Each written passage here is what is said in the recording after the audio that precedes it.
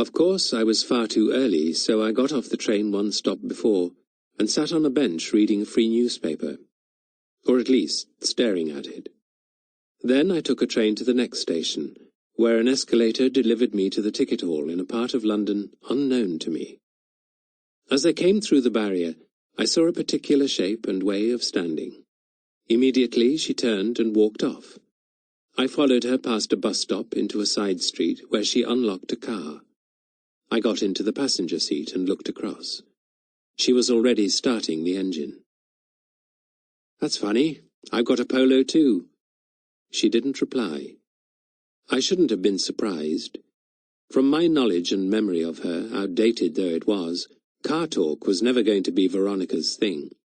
It wasn't mine either, though I knew better than to explain that. It was a hot afternoon still. I opened my window. She glanced beyond me, frowning. I closed the window. "Oh well," I said to myself. "I was thinking the other day about when we watched the Seven Bore." She didn't reply. "Do you remember that?" She shook her head. "Really, not? There was a gang of us up at Minsterworth. There was a moon, driving," she said. Fine. If that was how she wanted it. After all, it was her expedition. I looked out of the window instead. Convenience stores, cheap restaurants, a betting shop, people queuing at a cash machine, women with bits of flesh spurting from between the joins of their clothes, a slew of litter, a shouting lunatic, an obese mother with 3 obese children, faces from all races, an all-purpose high street, normal London. After a few minutes we got to a posher bit, detached houses, front gardens, a hill.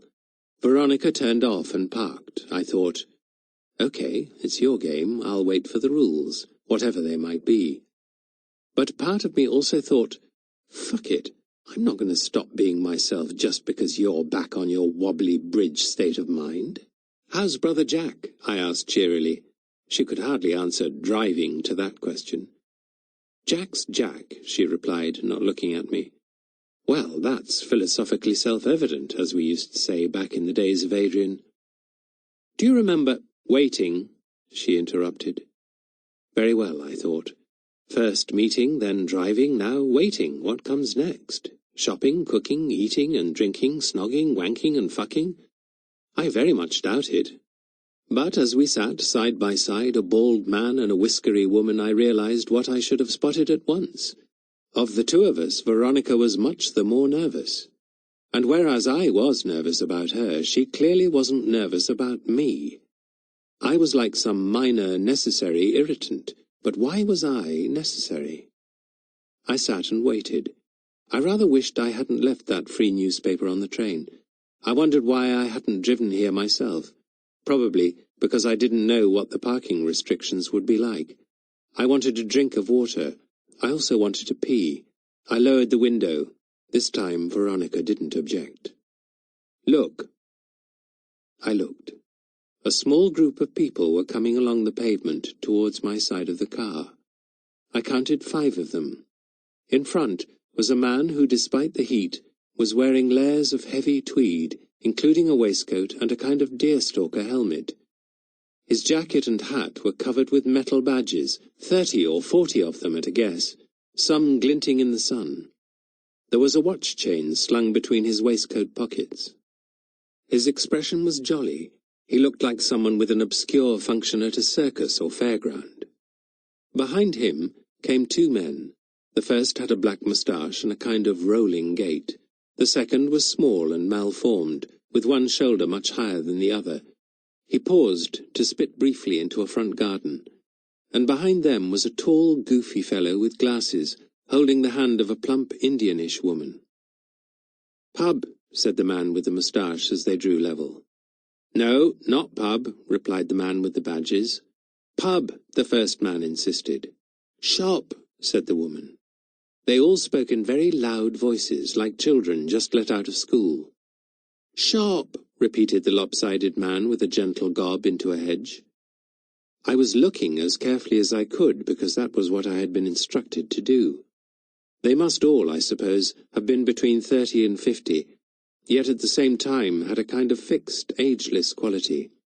Also an obvious timidity, which was emphasized by the way the couple at the back were holding hands. It didn't look like amorousness, more defense against the world. They passed a few feet away without glancing at the car. A few yards behind came a young man in shorts with an open-neck shirt. I couldn't tell if he was their shepherd or had nothing to do with them. There was a long silence. Clearly, I was going to have to do all the work. So? She didn't reply. Too general a question, perhaps. What's wrong with them? What's wrong with you? That didn't seem a relevant reply for all its acrimonious tone. So I pressed on. Was that young chap with them? Silence. Are they care in the community or something? My head banged back against the neckrest as Veronica suddenly let out the clutch. She raced us round a block or two, charging the car at speed bumps as if it were a show jumper. Her gear-changing, or the absence of it, was terrible. This lasted about 4 minutes, then she swerved into a parking space, riding up on the curb with her front near-side wheel before bouncing back down again. I found myself thinking, Margaret was always a nice driver. Not just safe, but one who treated a car properly. Back whenever it was I had driving lessons, my instructor had explained that when you change gear, your handling of clutch and gear lever should be so gentle and imperceptible that your passenger's head doesn't move a centimetre on its spinal column. I was very struck by that, and often noticed it when others drove me. If I lived with Veronica, I'd be down to the chiropractor's most weeks. You just don't get it, do you? You never did, and you never will. I'm not exactly being given much help. Then I saw them, whoever they were, coming towards me. That had been the point of the manoeuvre, to get ahead of them again. We were alongside a shop and a laundrette with a pub on the other side of the street. The man with the badges, Barker, that was the word I'd been looking for, the cheery fellow at the entrance to a fairground booth who encourages you to step inside and view the bearded lady or two-headed panda. He was still leading. The other 4 were now surrounding the young man in shorts, so he was presumably with them. Some kind of care worker. Now I heard him say, "No, Ken, no pub today. Friday's pub night." "Friday," the man with the moustache repeated. I was aware that Veronica had taken off her seatbelt and was opening her door. As I started to do the same, she said, "Stay." I might have been a dog. The pub versus shop debate was still going on when one of them noticed Veronica. The tweedy man took off his hat and held it against his heart, then bowed from the neck. The lopsided fellow started jumping up and down on the spot. The gangly chap let go of the woman's grasp. The care worker smiled and held out his hand to Veronica. In a moment she was surrounded by a benign ambush. The Indian woman was now holding Veronica's hand, and the man who wanted the pub was resting his head on her shoulder. She didn't seem to mind this attention at all. I watched her smile for the first time that afternoon. I tried to hear what was being said, but there were too many voices overlapping. Then I saw Veronica turn and heard her say, "Soon." "Soon," 2 or 3 of them repeated. The lopsided chap jumped up some more on the spot. The gangly one gave a big goofy grin and shouted, "Bye, Mary!"